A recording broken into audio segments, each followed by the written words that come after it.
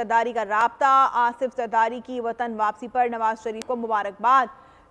जराए का कहना है कि रियासत को बचाने के लिए हम सब मिलकर अपना किरदार अदा करेंगे। दोनों रहनुमाओं में इत्तेफाक राय। मुआशी मुश्किलात और आवाम को रिलीफ देने के लिए अहम फैसले करने पर इत्तेफाक किया गया। दोनों रहनुमाओं की एक दूसरे को मुलाकात की दावत। मुलाकात जल्द होगी। अहम खबर से आपको आगाह कर रहे हैं कि मियां नवाज शरीफ और आसिफ अली जरदारी का राब्ता हुआ है।